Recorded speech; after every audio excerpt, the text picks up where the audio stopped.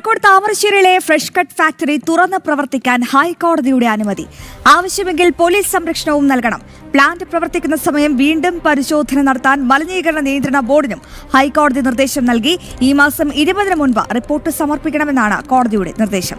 വിവരങ്ങളുമായി രേഷ്മ ബാബു ചേരുകയാണ്. രേഷ്മ, ഏറെ നാളത്തെ വിവാദങ്ങൾക്കൊക്കെ ഒടുവിൽ ഇപ്പോൾ ഹൈക്കോടതി ഫ്രഷ് കട്ട് ഫാക്ടറി തുറന്ന് പ്രവർത്തിപ്പിക്കാനുള്ള അനുമതി നൽകിയിരിക്കുകയാണ്. എന്തൊക്കെ നിബന്ധന പ്രകാരമാണ് ഈ അനുമതി നൽകിയിരിക്കുന്നത്? ഒപ്പം ഇതുമായി ബന്ധപ്പെട്ട മലിനീകരണ നിയന്ത്രണ ബോർഡിനും ചില നിർദ്ദേശങ്ങൾ നൽകുന്നുണ്ടല്ലോ, അതൊക്കെ എന്താണ്?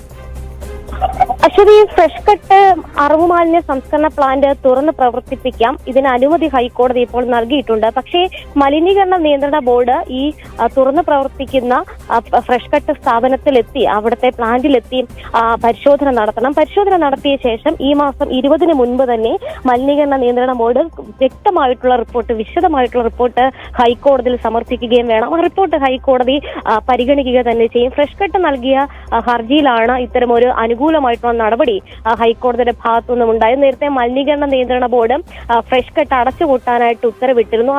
അതിനെതിരായി ഫ്രഷ് കട്ട് നൽകിയ ഹർജിയിൽ നേരത്തെ സ്റ്റേ അനുവദിച്ചതാണ്. ഇപ്പോൾ തുറന്ന് പ്രവർത്തിപ്പിക്കാനായിട്ടുള്ള അനുമതി കൂടി ഹൈക്കോടതി നൽകിയിരിക്കുകയാണ്. മലിനീകരണ നിയന്ത്രണ ബോർഡ് നേരിട്ട് ഈ പ്ലാന്റ് സന്ദർശിച്ച് പരിശോധന നടത്തി ആ റിപ്പോർട്ട് കൂടി ഹൈക്കോടതി തുടർ നടപടികൾക്ക് വേണ്ടി പരിശോധിക്കും.